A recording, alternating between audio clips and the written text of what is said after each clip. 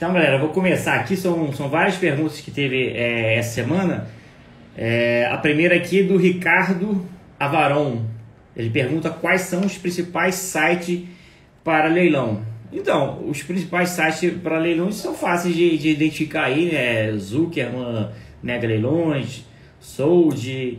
Então tem vários sites aí grandes, de grande porte, mas o diferencial não está aí, né? O diferencial, como a gente sempre fala aqui, não é ficar focando no site grande. O site grande ali, né? O leiloeiro grande, ele é muito demandado, então vai todo mundo nele. Se você olhar o leiloeiro grande, o imóvel em capital também, é a mesma coisa, né? Tem muita demanda, vai ter muita concorrência.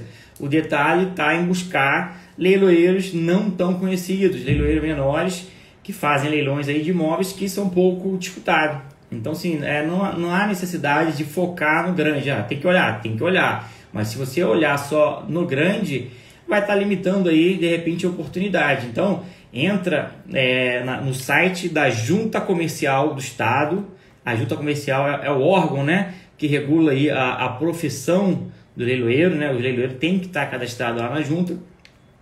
Baixa a relação lá dos leiloeiros cadastrados e verifica ali um por um para ver se tem algum leiloeiro interessante. Não fique só buscando aí os grandes leiloeiros não, porque isso aí normalmente não dará muito resultado, né? Olhe o grande, mas não deixe de olhar o pequeno. Galera entrando aí, né? Jaqueline, Maria, Detetive Imobiliário, Tati, Michele Ferreira, tá entrando, já compartilha essa live aí com um amigo, com um parente, com um conhecido, já no clima aí das Smart Leilões, que incentiva demais aí a arrematação em parceria, né, cotizada, compartilhada aí com mais aí uma pessoa, seja parente, seja conhecido, amigo, porque facilita demais aí todo esse trabalho aí, a análise e a diluição de risco, diversidade. Na sequência aqui, Ismail Aidar pergunta, né? Quando o imóvel vai a leilão por condomínio, mas na matrícula consta que tem alienação fiduciária. Então, pergunta interessante, né? Existe ali um contrato de alienação fiduciária em andamento, né? O imóvel não é da pessoa, o imóvel é do banco, né? Enquanto a pessoa não termina de quitar o financiamento, o imóvel é do banco. A propriedade é resolúvel, né? De forma provisória é do banco, mas a obrigação de pagar a dívida de condomínio é do devedor fiduciante. Então, se ele deixa de pagar a dívida de condomínio, vai ocorrer a penhora dos direitos que ele tem sobre esse imóvel, que não é a propriedade, é simplesmente o direito de, após finalizar aí, o pagamento, né, das prestações, ter ali a consolidação da propriedade em seu nome, ter a propriedade plena. Então, esses direitos são penhorados e são leiloados. Aí o arrematante, ele vai arrematar, na verdade, esse contrato de financiamento. Ele estará arrematando a posição do devedor dentro desse contrato de financiamento. Se existem ainda, sei lá, 100 mil reais ainda de saldo devedor do financiamento, esse saldo devedor será a responsabilidade aí do arrematante. Então tem que ter muito cuidado com o leilão de direito. A gente viu aqui na comunidade recentemente uma decisão, né, que o arrematante ele ficou ali com o saldo devedor e ele não estava nem sabendo do que estava acontecendo. Em um outro caso também de um seguidor nosso que falou aqui que achou que o saldo devedor era muito baixo, na hora do vamos ver ali que chegou o saldo totalizado é um valor bem alto. Então tomem cuidado, verifiquem a previsão do edital. Em regra, a responsabilidade do saldo devedor nesse caso é do arrematante. A regra é essa. Não achem que não busquem dar uma de malandro. Mas não. A regra é essa. Qualquer coisa diferente disso é exceção. Exceção não é regra. Exceção pode não dar certo. Pode ser que o juiz não determine o que você quer. Então, tenham cuidado, olhe direitinho, veja a previsão do edital. Se o edital não liberar o arrematante aí desse saldo devedor, aí você tem que ver se vale a pena, porque depende do entendimento do Estado. Porque tem a ver com o conceito de aquisição originária também, né? Se o entendimento aí for de que a arrematação é aquisição originária, né? Aquela que rompe o vínculo, né, com o proprietário anterior, com a relação jurídica anterior, aí você vai conseguir registrar e vai dar baixa da alienação, como ocorre no estado do Rio de Janeiro. Mas mesmo assim é perigoso, vai que o juiz de lá entenda que não é desse jeito. Então tome cuidado, veja qual é a previsão do edital e veja qual é o entendimento que predomina no estado para evitar aí não pegar uma dívida sem estar sabendo. Acontece, a gente recebe aqui muito direct de pessoa que fez errado, não estava sabendo o que estava acontecendo ali, ou nem entendia o que era leilão direito, achava que estava arrematando a propriedade e não estava. Aí assume o saldo devedor, que aí realmente inviabiliza toda a arrematação e às vezes até gera prejuízo, né? Dependendo aí do valor do saldo devedor.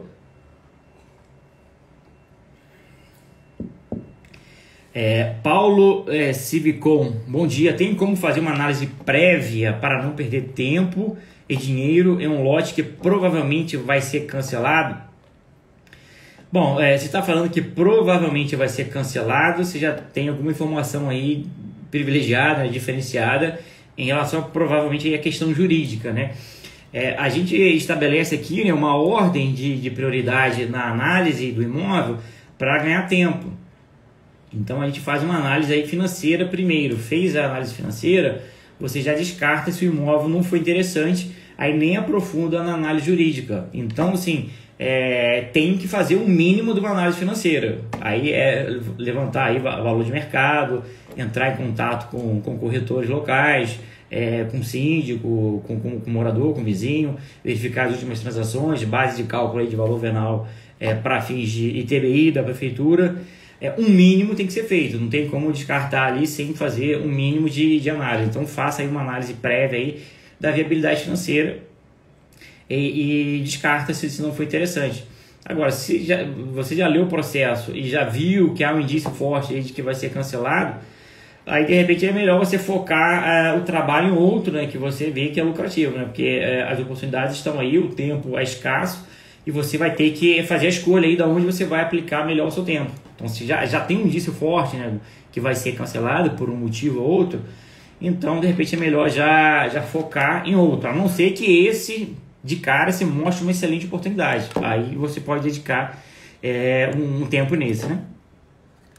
Prosseguindo aí, a galera pode colocar aqui dúvida que tiver, que a gente vai alternando aqui entre as perguntas que foram feitas aí durante a semana e as que estão sendo feitas aqui online, né? Lindalva perguntando sobre a live de ontem, né, que o Renan fez. Será para todos os mentorados que quiserem entrar mais para frente ou só vale para quem fizer parte, quem vai fazer parte agora? Não, foi uma live ontem, né, falando sobre a arrematação aí via SCP, né, Sociedade em Conta de Participação. Ela vale para todos os mentorados que entrarem ou agora ou entrarem no futuro. É algo que não tem barreira de entrada, né? Então hoje, amanhã, depois, quem tiver aí na comunidade vai ter esse acesso aí franqueado, é claro, dentro lá dos critérios e requisitos, né, estabelecidos lá. O Renan deve ter comentado ontem com você, né, o Pedro, sobre como será a parte operacional disso que a gente está trabalhando aí e aprofundando cada vez mais para deixar essa forma de arrematação aí, né, cada vez melhor, né? Então vamos lá, prosseguindo aqui, a próxima pergunta, Fábio Ivo pergunta, só dá para comprar à vista ou pode ser financiado ou de repente utilizar até consórcio? Então, tem um documento muito importante no leilão de imóvel que é o edital do leilão. O edital ele vai dizer ali a regra do negócio, não tem como participar aí do leilão sem olhar o edital. O edital vai dizer ali se o imóvel está ocupado, está desocupado, responsabilidade pelas dívidas de IPTU e condomínio, se é responsabilidade do arrematante ou não, se é responsabilidade talvez do banco, ou se for leilão judicial se subroga no valor da arrematação. E a questão da forma de pagamento. O edital vai dizer, só vale pagamento à vista, ou ele vai falar, pode também ser financiado. Ou quando for leilão judicial aí, vai dizer que cabe parcelamento, né? O parcelamento não tem juros, só a correção ali da prestação. Então, ficar atento ao edital. É o edital que vai dizer se cabe ou não aí o financiamento. Agora, consórcio praticamente inexiste aí em mercado de leilão de imóvel, né? Acho que a Caixa Econômica Federal fazia muito, muito raro mesmo. Teve uma vez aí que até um edital previa, a gente entrou em contato com a Caixa falou que não faz, que estava errado lá no edital. Então, pouco provável encontrar aí algum leilão, né, que aceite o consórcio. Tem umas pessoas que sugerem fazer arrematar na pessoa física, depois adquirir pela pessoa jurídica que tem carta de crédito, enfim, faz uma operação aí que no final das contas é burocrática e tem todo o custo da operação, pagamento de TBI, registro, um monte de coisa que ninguém comenta aí, mas que diminui aí com o seu lucro da arrematação. Então ficar atento, no geral aí não é aceitável, né? Não é disponível aí a forma de aquisição e leilão via consórcio. Pode ser que um banco ou outro faça, mas assim, nunca vi.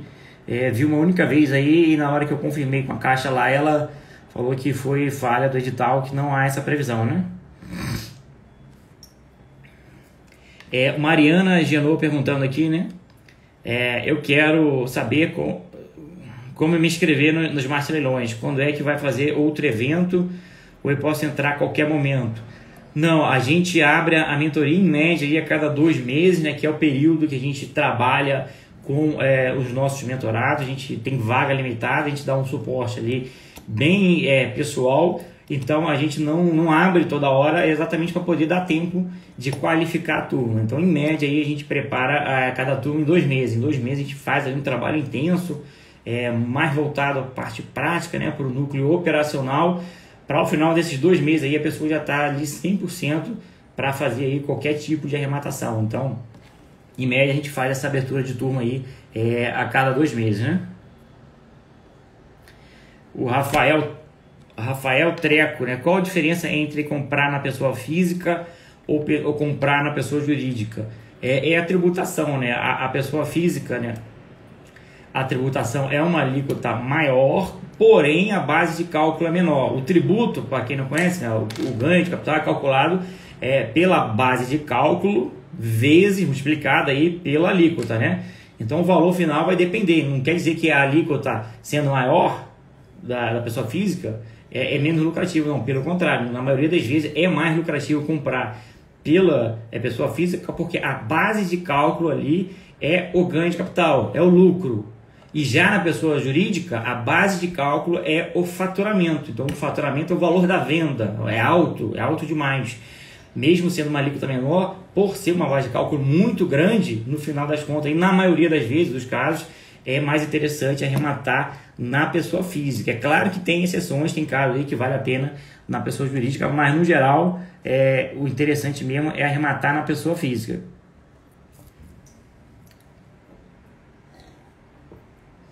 Galera, pode colocar aqui as perguntas aqui que a gente vai respondendo aqui durante a live. Marcelo Camilo pergunta aí a diferença entre judicial e extrajudicial. O próprio nome aí ele já dá uma orientação, né? O judicial é um leilão que será feito na justiça. Existe um processo judicial em andamento, pode ser, por exemplo, uma dívida de condomínio não foi paga, aí o condomínio vai lá e entra com a ação, então gera um processo judicial, o imóvel é penhorado para poder quitar essa dívida aí e satisfazer aí o crédito, né, do credor. Então esse é o judicial. O extrajudicial são os leilões de banco, né? O imóvel é dado em garantia de um contrato de financiamento, a pessoa deixa de pagar o contrato, aí o imóvel vai responder pela dívida e não corre na justiça. É um procedimento totalmente aí, sem a participação do Poder Judiciário. O banco, né, vai lá, coloca o imóvel no leiloeiro, o leiloeiro vai lá e vende e finaliza essa operação. Então tem vantagens e desvantagens de cada um, né? O leilão judicial é um pouco mais complexo, né? Você vai ter que entender aí um pouco aí de normas de direito, né, de processo civil, porém menos concorrido, justamente pela complexidade. E já no extrajudicial é um leilão mais simples, mais tranquilo, e justamente por ser mais simples, mais tranquilo, requerer menos conhecimento, é mais disputado também. Então, assim, no final das contas, dá elas por elas, né? Então dá mais ou menos a mesma coisa aí. Então a gente não vê diferenciação aqui de qual é o melhor para participar. A gente participa dos dois. Onde tiver lucro a gente está participando, mas tem gente que se especializa aí só no judicial ou só no extrajudicial, problema nenhum, cada um traça a estratégia aí que achar melhor, né? Dando continuidade aqui, a Lorena Ribeiro perguntou, né, nesses leilões pegamos a casa com toda a dívida que ela tem?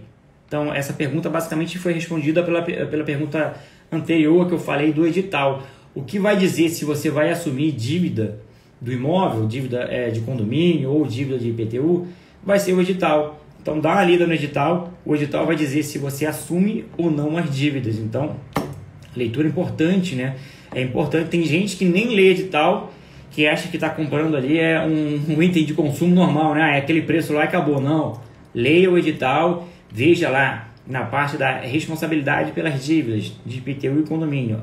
Em alguns casos vai caber ao banco, em alguns casos vai caber ao arrematante. Quando for leilão judicial, fica atento se aplica ali, né, a questão do artigo 130 do Código Tributário Nacional, que diz que vai subrogar no preço, né, o arrematante não assume nada, ou não, ou se o arrematante pode ficar com um eventual saldo, se o valor da arrematação não for suficiente para quitar. Então leiam o edital. Não tem como, galera, entrar em leilão sem ler o edital. Aí é pedir para dar errado, né? Às vezes até dá certo não lendo, né? Mas assim, leiam, galera.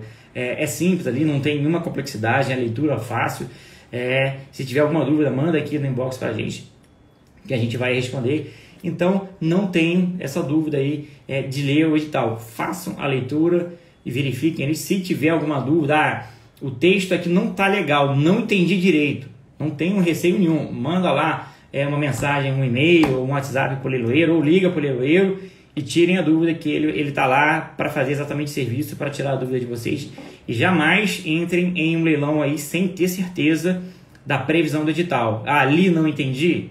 Não tem problema nenhum, pergunta lá o edital. Tem muito edital aí que realmente é dúbio, né? Não é feito ali como deveria ser feito e acaba gerando dúvida, mas você não pode entrar numa disputa dessa aí sem ter 100% de certeza aí da regra do jogo, né? Silvana perguntando aqui se o valor do registro é pelo valor da arrematação ou pelo valor de mercado. Então, pergunta muito comum, né? Quando é leilão judicial, aí é organizado pela justiça, né? A arrematação judicial, já está pacificado aí que vai ser pelo valor da arrematação, mesmo que o valor da arrematação seja bem abaixo do valor de mercado. Essa é a regra, e normalmente não há dúvida quanto a isso. Agora, no extrajudicial, como envolve banco ali, não envolve justiça, não está tão pacificado isso. Então, algumas prefeituras aí vão emitir o ITBI com base no valor de mercado. Porém, isso pode ser revertido na justiça de forma fácil, simples, entrando aí no juizado especial, dependendo do valor da causa, consegue de forma tranquila, na maioria das vezes, consegue reverter essa decisão aí de prefeitura. Então, a sugestão é tentar essa reversão na justiça. Pode até tentar de forma administrativa, mas assim, na maioria das vezes a gente vê aqui que é perda de tempo, né? A prefeitura dificilmente reverte lá o entendimento dela. Então, a gente já, para ganhar tempo, né, já entra direto aí na justiça. E tem aquela questão, né? Eu pago o ITBI e depois recorro, ou recorro e depois pago. Então, para definir isso, você tem que ver a urgência que você tem no registro, né? Se você tem urgência de registrar o imóvel, de repente para vender rápido, é melhor pagar e depois questionar. Agora, se você não tem pressa, se você já tem a posse do imóvel ali de forma amigável, não tem nenhuma questão envolvendo o imóvel ali que seja importante ter o registro, aí você entra na justiça e depois que sair o resultado ali, você vai lá e paga aí já do valor correto. Agora, teve uma decisão recente, né, do STJ dizendo que, em regra, deve ser considerado o valor declarado pelo comprador, né? O comprador vai declarar o valor, em regra, esse valor é o verdadeiro. Se a prefeitura quiser indicar que é outro valor, ela terá que abrir um processo administrativo próprio, específico, para definir o valor de mercado desse imóvel. Então, assim, está tudo caminhando aí para o sentido que vai prevalecer o valor da arrematação também no extrajudicial. Entrando na justiça já está sendo favorável, mas eu entendo que daqui a pouco vai ser em todos os casos, né? Tanto judicial quanto extrajudicial, aí, sem exceção, já vai cair nessa regra aí de aplicar o valor da arrematação, né? Prosseguindo aí, galera que estiver na live, já compartilha a live aí para fazer parceria, que parceria é bom demais, galera. Você progride muito andando com outras pessoas que estão no mesmo propósito. Sozinho você pode ir até mais rápido, mas não vai mais longe. Então, prosseguindo aqui, a pergunta do Diniz.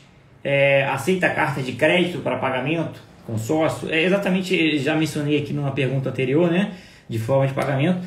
pouco provável, muito pouco utilizado em leilão de imóvel, pagamento com consórcio, carta de crédito. Existe aí malabarismo que a galera faz de compra na pessoa física, depois uma outra pessoa física ou jurídica que tem uma carta de crédito vai lá e compra o imóvel, aí um malabarismo que tem toda uma burocracia e um custo envolvido que quem explica aí não detalha e que no final das contas aí não vale a pena. Então, em regra, não há essa previsão aí de pagamento via consórcio no próprio leilão ali, né?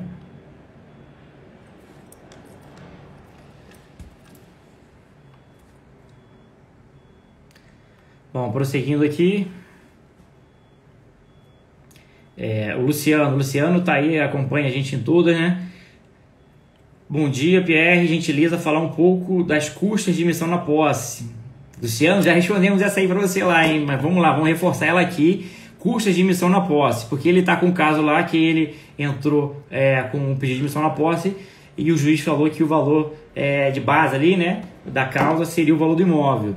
O juiz exagerou nas custas, cobrou em cima do valor do imóvel, cobrou em relação à taxa de ocupação 710 vezes 12. Então, como é que funciona aqui, né? Toda ação judicial aí, que envolve o valor econômico, é claro, né? Você vai ter que declarar lá o valor da causa. Normalmente, ação envolvendo imóvel, o valor da causa é o valor do imóvel, né? Porém, quando você está questionando a posse é apenas ali um dos atributos da propriedade. A propriedade plena, ela inclui a posse. Então, você está questionando não é a propriedade, está questionando a posse. A propriedade você já tem. Então, o valor econômico que está sendo questionado ali não é o valor do imóvel. O imóvel, vamos dizer aqui que o imóvel vale 500 mil. Você está questionando a posse. A posse não vale 500 mil reais. E a posse, então, ela tem um valor muito menor do que o valor do imóvel. Então, você tem que mostrar isso para o juiz, já na sua petição inicial lá, fundamentando, né, do valor da causa. E explicar porque você está dando esse valor da causa com base em decisões. São várias decisões já nesse sentido. Compartilhei uma na comunidade essa semana mesmo, né? Uma decisão aí do STJ. E o que tem sido utilizado, né? Normalmente faz uma analogia, né? Uma comparação com a lei de locação.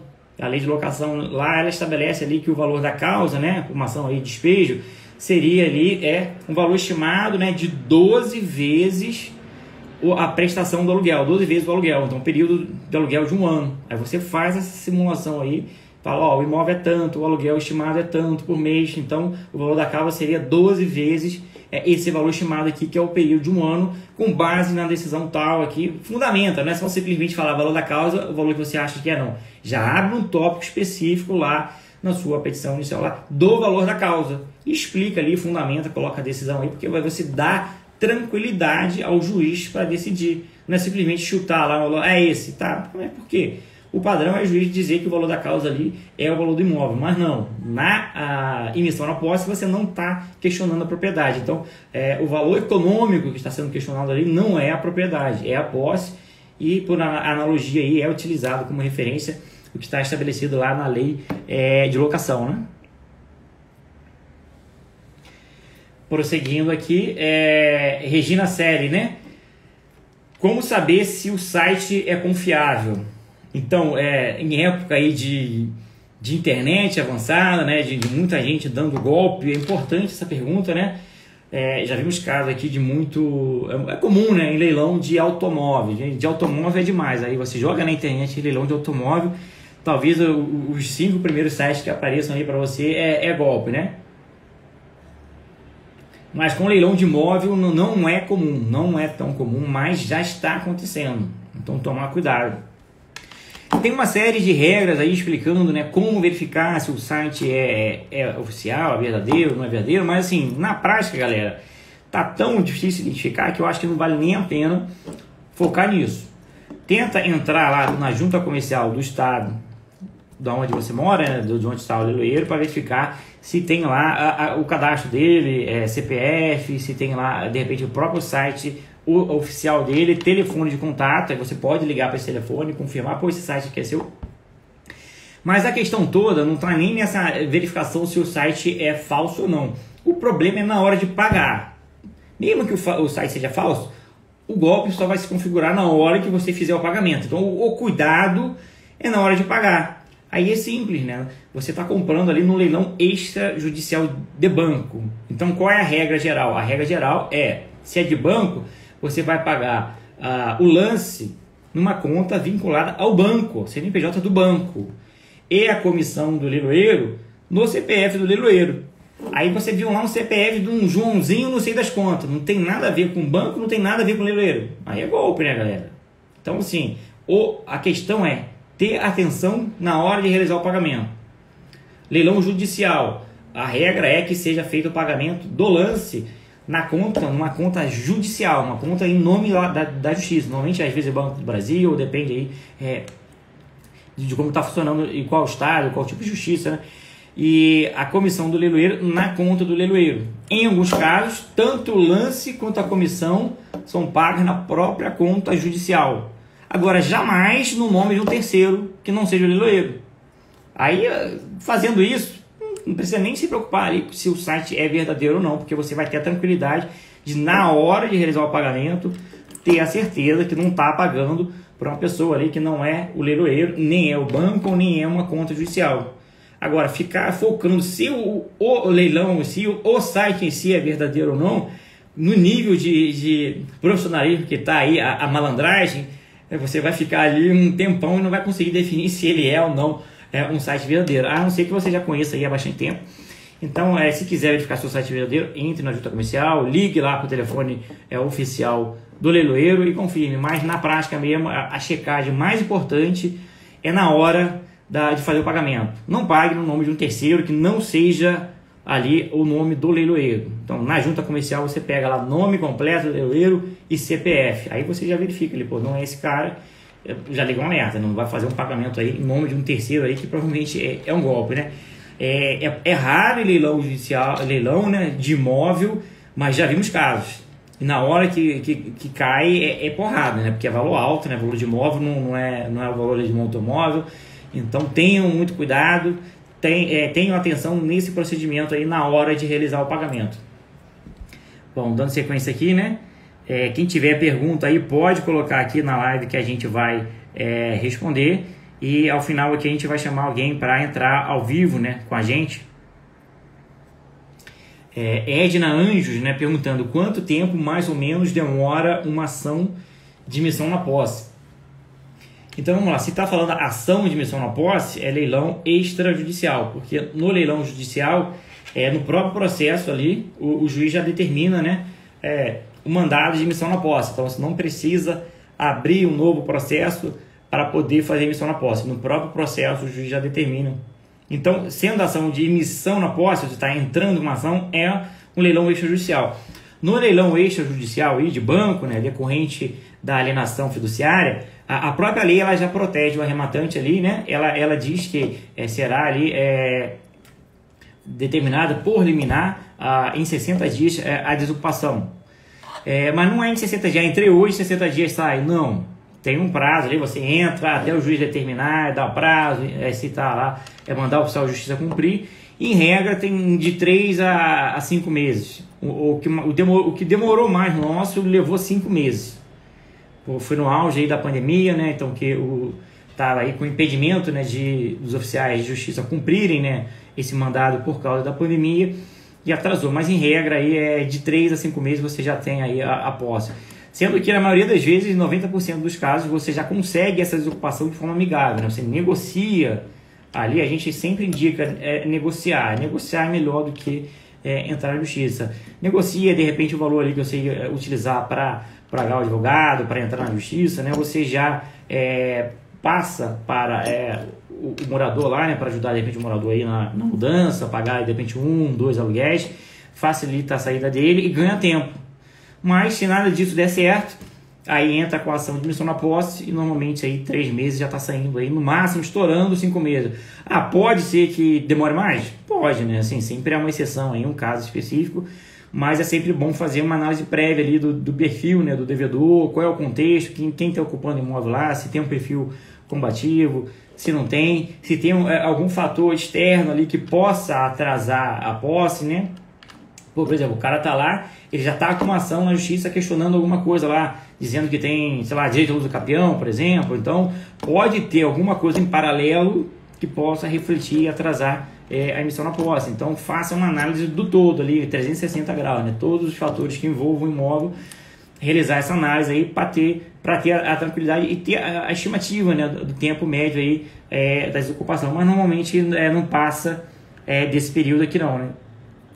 Então a emissão não é complicada. A galera acha que a emissão na posse e a desocupação do imóvel é o mais complicado aí de leilão de imóvel, mas para quem já atua na área há bastante tempo, fica tranquilo e até prefere que o imóvel esteja ocupado para justamente afastar a concorrência, né? Essa galera que não conhece, né? Que acha que é uma coisa aí de outro mundo, né? Fora do normal, que nunca vai conseguir, que vai demorar 1, 2, 3 anos, isso aí não... Sabendo fazer, fazendo bem feito, isso não é realidade, né? O Sérgio Rezende complementando aí, né? Sites golpistas geralmente tem a URL com final.com. Exatamente, né? Mas tem sites que não é falso, que é .com também. Então, assim, esses critérios assim na prática não resolvem tanto, né? Normalmente os golpistas gostam de hospedar o site lá fora, né? Para dificultar aí a controle, fiscalização. Mas hoje em dia estão tão aprofundado aí que eu acho que o interessante é fazer a análise, né, ao final ali, no momento do pagamento, né? Essa não tem erro, né? Se você não pagar errado, o golpe não se caracterizou. Então a tranquilidade maior é ter o cuidado na hora de realizar o pagamento, né? Pedro Guima perguntando qual é a sua opinião sobre a arrematação de flat. Sendo sincero aqui, eu nunca vi uma arrematação de flat aí na prática ser lucrativa. Pode ter casos? Pode ter casos. Assim, a gente sempre fala da regra geral. Já fizemos diversas análises de arrematação de flat aqui e nenhuma delas se mostrou lucrativa aí por motivos diversos. Não tem nem como explicar aqui, mas no geral não é interessante. Tem um outro cara aí que fala que arrematou, que não sei o que. Tem. Em um outro caso aí pode dar certo. Mas no geral ali a forma de gestão ali, né, do pool ali, é um monte de restrições e taxas envolvidas. No geral, nos que a gente já avaliou aqui, não foi interessante. Não estou dizendo que não é. Estou falando, todos que a gente já avaliou aqui não se mostraram interessantes. Pode ter algum caso aí que seja interessante. Então, assim, aí é de cada um de fazer análise. Pode ser. É igual para leilão de fração ideal. Fração ideal do imóvel. Você vai comprar o imóvel para ser dono junto com outra pessoa. Normalmente nunca é interessante. Pode ter um caso legal que dê certo. Pode ser que um imóvel comercial esteja alugado, esteja pagando um aluguel muito bom e que você vai receber uma parte daquele aluguel ali de boa. Pode. Mas pode ser uma questão aí que não dê certo, que seja um outro dono que queira vender o imóvel por um valor, você queira vender por outro, não chegue a um consenso, você quer alugar, o cara quer vender, ou você quer vender, o cara quer alugar. Gera uma discussão aí que só vai ser resolvida aí através de uma ação de extinção de condomínio com o bem voltando a ser leiloado de novo aí para ser vendido. Então, em geral, tem casos que na prática não dá certo, mas em um caso ou outro específico ali pode ser que dê resultado. Então, você tem que avaliar o caso concreto, mas a experiência nossa aqui normalmente não tem sido favorável, não tem sido lucrativa. Então, a gente nem olha mais. A gente já descartou aí para não perder tempo em análise. Como saber se o site é confiável? Já respondemos. Machado Lucas Miguel pergunta se existe o risco da pessoa perder dinheiro na arrematação judicial. Algum juiz depois pode voltar atrás? Então, a grande vantagem do leilão judicial é a segurança, né? Mesmo que o leilão seja anulado por algum motivo, né? Você arrematou e depois o leilão foi anulado, você terá o seu dinheiro de volta, corrigido ali pelo índice de correção lá na tabela do tribunal. Então não há esse risco de você perder dinheiro, em hipótese alguma. O risco tem, não por anulidade, por você fazer uma análise da viabilidade financeira mal feita. Aí você avaliou mal, você não consegue vender pelo valor que você imaginava que vale o imóvel, aí você pode amargar um prejuízo ou ficar no 0 a 0. Então, por isso a gente diz, o mais importante é fazer uma análise de valor de mercado bem feita, porque risco jurídico é importante analisar? Muito importante. Mas, no pior das coisas, pior cenário, se for anulado, o máximo que acontece ali é seu dinheiro ficar parado um tempo até você recebê-lo de volta corrigido. Então, assim, é claro que não é um cenário ideal, ninguém quer participar do leilão, fazer análise, perder tempo, colocar dinheiro lá e ficar parado. Mas se isso acontecer, por um motivo aí, você vai ter o dinheiro de volta corrigido aí sem nenhum problema. E a Arrematante Smart não entra em imóvel que vai dar nulidade, né? Já fez ali o checklist, já sabe quais são as causas de nulidade, já analisou tudo antes, então ele só vai entrar aí no imóvel redondo ali que sabe que não tem risco de nulidade. Então, assim, fique tranquilo, não existe risco de você ganhar, pagar, ser anulado o leilão e você não receber o seu dinheiro de volta. Não teria como isso aí, até porque o próprio ordenamento jurídico, né, veda o enriquecimento ilícito, né, enriquecimento sem causa. Não tem como você pagar por um bem avalizado pelo Estado e depois não ter o seu dinheiro de volta. Então, se isso não é possível, né? O Rani Boy de Ferreira perguntando aí, né, Pierre, vocês acreditam que seja melhor arrematar com pagamento à vista ou financiado?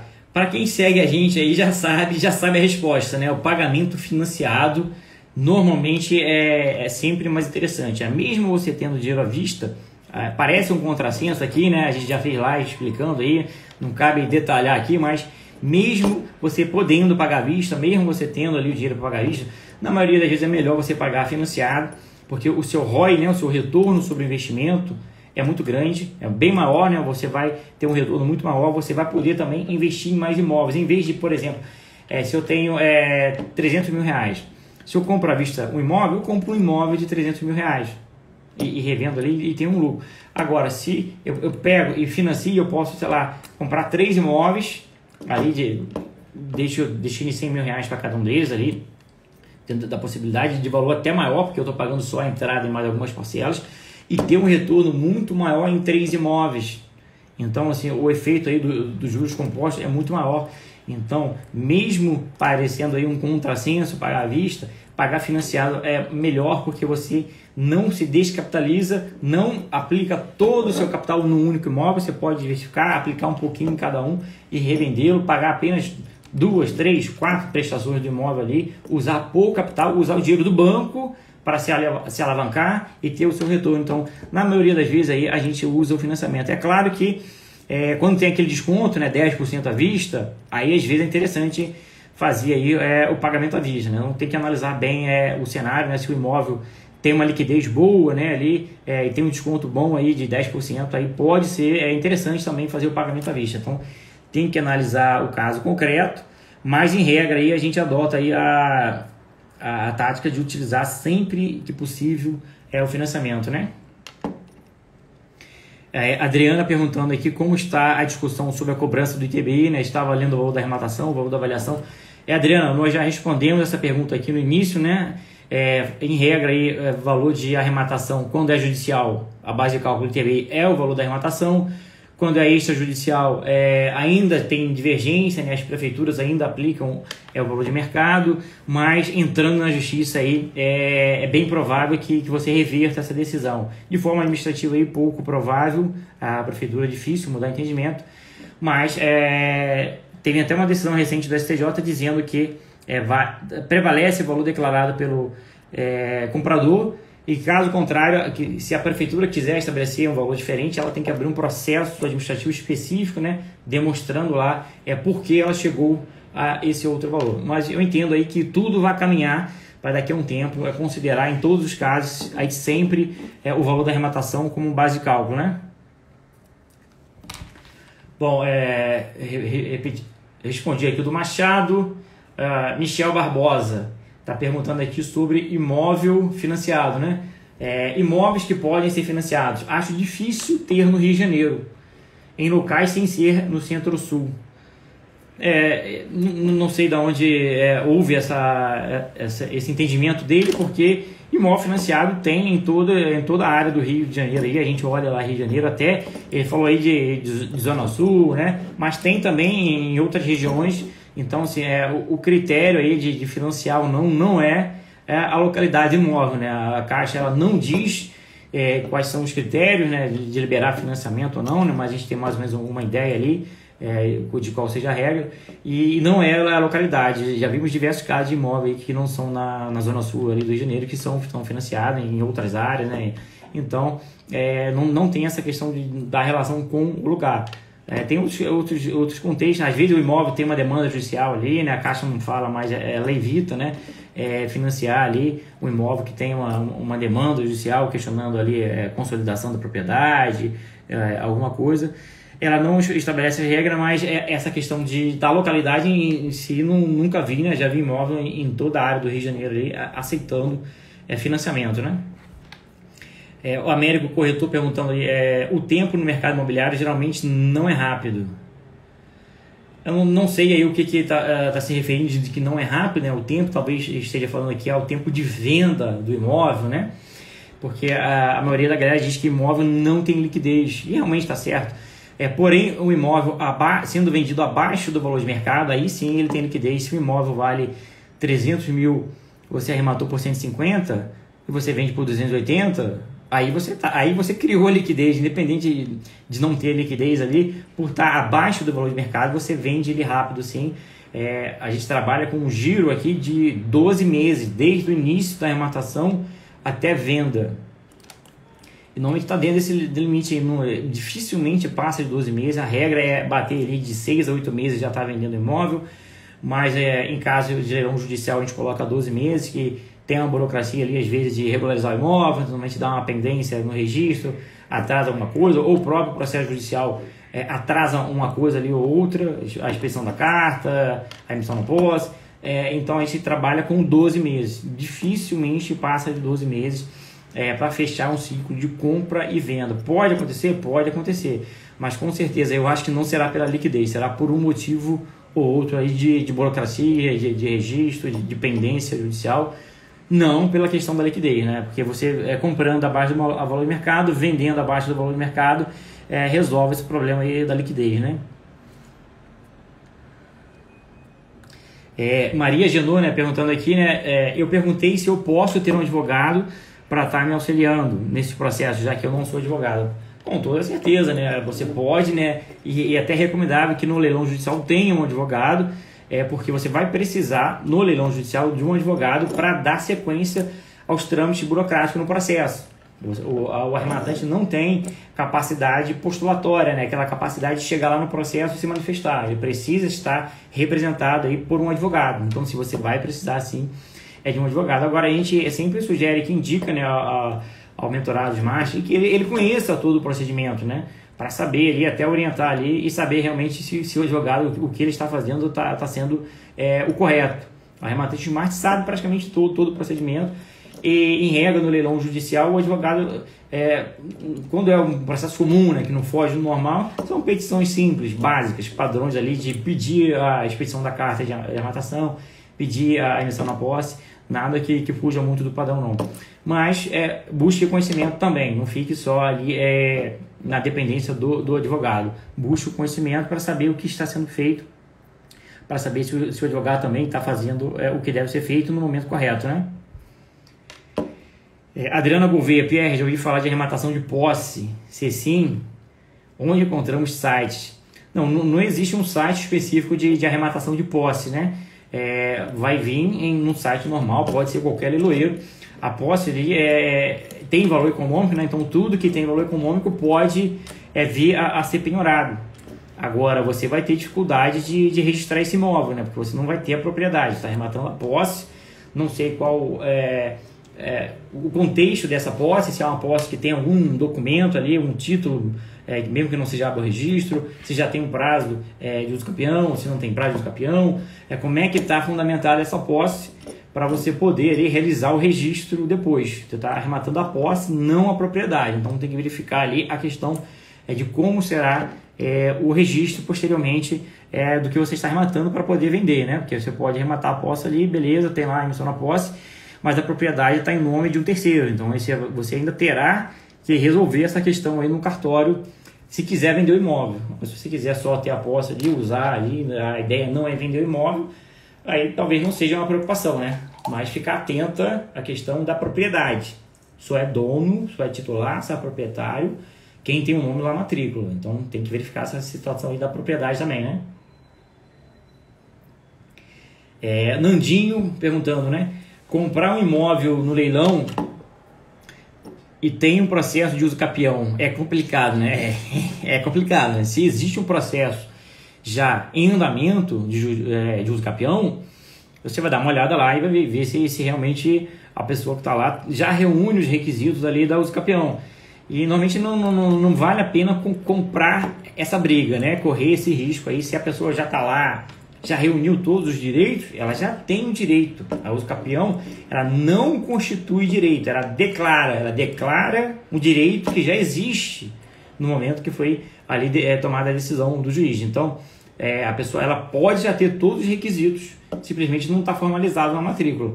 Então, tomar cuidado. Se já há uma ação em andamento de uso capião, verificar se realmente esse imóvel pode ser uso capido, porque não é todo imóvel que pode ser objeto de uso capião. O imóvel é objeto aí de contrato de alienação fiduciária de banco, né, por estar vinculado ao sistema financeiro da habitação, né, sistema financeiro habitacional, ter uma afetação, né, uma finalidade pública, ele, pela jurisprudência, é considerado imóvel público.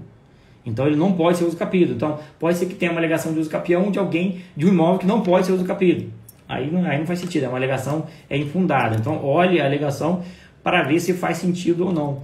Agora, se fizer sentido, se realmente a pessoa reunir todos os requisitos, aí não recomendo, né? Você vai participar ali do leilão, vai arrematar e muito provavelmente vai ter dificuldade de emitir na posse. Na hora de ter ali a emissão na posse, o juiz provavelmente o morador, né? O morador antigo, o executado, ou o cara que invadiu, o terceiro que está lá por um motivo ou outro, ele vai chegar no processo como terceiro, né? O embargo de terceiro, e falar, olha, eu tenho a posse aqui há mais de 20 anos, com ânimo de dono, com boa fé, posse mansa e pacífica, nunca questionada, e já tem o processo de uso capião em andamento. Esse processo não pode continuar. Aí o juiz vai segurar a onda ali para fazer a emissão na posse, né? Com toda certeza ele vai, talvez, sobrestar o andamento da emissão na posse, até que saia aí a solução desse processo de uso capião. Então, o teu dinheiro pode ficar parado, você pode até no final conseguir a emissão na posse, o registro, tudo beleza. Mas, muito provavelmente, aí vai ter dor de cabeça e pode ser um processo que se arraste, leve 1, 2 anos. Então, normalmente, se já tem um processo em andamento reunindo, né, os requisitos ali da uso capião, a gente não recomenda, não vale a pena. Busca outro imóvel aí, tem muita oportunidade aí, não entre num negócio que já se mostra de cara aí um rolo, né? O Anderson Frade perguntando aqui do usufruto, né? Você já viu algum caso em que o usufruto também foi penhorado junto com a propriedade? Existe risco de não se conseguir tomar posse? Então, são duas coisas aqui, né? O imóvel, quando ele é objeto de usufruto, fica dividido ali, né? Bipartido. A nua propriedade e o usufruto. Então, são duas pessoas distintas com direitos distintos, né? A nua propriedade e o usufruto. O usufruto é o direito de usar o imóvel. Então, uma pessoa vai ter o direito de usar o imóvel, mas não é proprietário. E é um usufruto normalmente vitalício, um direito ali personalíssimo, né? Vai acompanhar a pessoa em regra, dependendo da instituição. E pode ser por um período de tempo, mas em regra é vitalício, né? Até a morte, morreu e extingue o usufruto. Aí, o que é comum é a penhora da nua propriedade. Aí penhorou a nua propriedade, que tem valor econômico, né? Foi levado a leilão, você arremata, mas você não pode tomar posse do imóvel, você tem que respeitar o direito da pessoa que está lá, o usufrutuário. Vai ter que esperar a pessoa morrer para poder tomar posse. Então, não é viável. Agora, tem alguns casos que o usufruto em si não pode ser penhorado. O Código Civil lá, ele proíbe, né? É inalienável. Então, mas você pode ser penhorado hoje o rendimento proveniente do usufruto. Que o usufruto pode render ali, ele pode estar alugado e dar um rendimento. Aí esse rendimento seria aí, do arrematante. Agora, é uma situação meio atípica, né? Na prática, nunca vi como seria operacionalizado isso, né? A pessoa está lá morando, como é que seria arbitrado ali um valor para pagar o arrematante? Seria algo ali que na prática nunca vi isso dar certo. Agora, você falou aí que foi penhorado a nua propriedade e o usufruto também, no mesmo processo? Porque o usufrutuário é um, o nulo proprietário é outro. São duas pessoas distintas, com direitos distintos. A não ser que as duas pessoas estejam no mesmo processo ali como polo passivo, porque senão seriam pessoas distintas em processos distintos com penhoras distintas. Agora, pelo que você falou, parece que os dois direitos ali, tanto a nova propriedade como o usufruto, foram penhorados, né? Então, normalmente penhora aí de direitos decorrentes do usufruto, né, do rendimento, que o usufruto não pode ser penhorado, na prática é um negócio meio enrolado aí, que difícil operacionalização, né? É um direito aí que até divergência seria um direito que poderia ser levado a registro no registro imóvel, a averbação. A doutrina majoritária diz que não seria averbado no registro imóvel, nem registrado, teria que averbar, registrar no registro de títulos e documentos. Então, é uma aventura jurídica aí que, na prática, não vejo como isso aí ser muito interessante, né? Mas, como falei, né, tem caso e caso, pode ter um caso específico que seja interessante, né? Mas, no geral, aí, se há usufruto vigente, a pessoa viva aí, pode ser algo que não seja interessante, né? O Fernando Albino, arrematei um imóvel, é provável que vai ser anulado. A Caixa avisou o mutuário sobre o leilão de forma errada. Então, se você já verificou um vício ali, né? Aí tem que verificar se já existe uma ação em andamento desse mutuário. Pode ser que a Caixa comeu mosca ali no procedimento, mas a pessoa que está lá do outro lado também não alegou. Então, assim, pode ser que dê certo ao final de tudo, se não houver alegação da outra parte, né? Mas se já tem um vício em andamento ali, você pode, de repente, entrar em contato com a Caixa e questionar, olha, existe essa questão aqui, foi feita a intimação de forma correta, não foi feita, para você verificar qual é o seu procedimento da Caixa, né? Se ela vai querer dar sequência ou não, e lembrando sempre de olhar a cláusula de evicção, né? O que acontece se o leilão for anulado, né? Vai estar lá no edital, né? Normalmente devolve tudo com valor corrigido, leiloeiro, registro, tudo que você gastou para registrar o imóvel. O direito de evicção ele te garante, mas normalmente após o trânsito em julgado da ação. A Caixa normalmente ela não paga antes da decisão final aí, da eventual ação, né, que esteja envolvendo o imóvel, né? Uma pergunta aqui do Branco Abreu: leilão suspenso pelo juiz e o leiloeiro está ciente, mas aceitando o lance no site. Tá tudo errado? Tá tudo errado. Se o leilão foi suspenso ali e o leiloeiro já está ciente, ele tem que retirar o imóvel lá da plataforma, né, para evitar que tenha lance, né? Mas o que eu acho aqui que deve acontecer, né, é que provavelmente ele vai tirar em cima da hora ali. Não teve tempo, né, deve ser plataforma grande aí, que tem muito imóvel e acaba que não consegue atualizar rapidamente, e provavelmente ali antes do leilão ele vai tirar. Agora, se der sequência ao leilão e tiver arrematação, ele já sabe, né, tá suspenso, é inválida, vai ter... o arrematante vai ter o teu dinheiro de volta, né? Vai pagar, mas não vai levar. Então só tomar cuidado, verificar, porque eu imagino que foi falha aí do procedimento, que ele vai retirar a tempo, mas se não retirar, se eu arrematasse, provavelmente não pagaria, porque ficaria com o dinheiro parado lá até voltar, até ter uma decisão aí revertendo, né? E o leiloeiro devolver esse dinheiro, né? O Lucas Roberto perguntando aqui quais os principais indicadores que devo fazer antes de arrematar lotes desocupados. Quais principais indicadores devo fazer lote desocupado? Lote, eu não entendi que isso é um lote vago, um terreno, ou lote no sentido de imóvel como um todo, né? Desocupado. Se está desocupado, aí beleza. Se você já sabe que é desocupado, ótimo, né? Você vai facilitar essa etapa da emissão na posse. A galera tem certo receio em tomar posse de imóveis ocupados.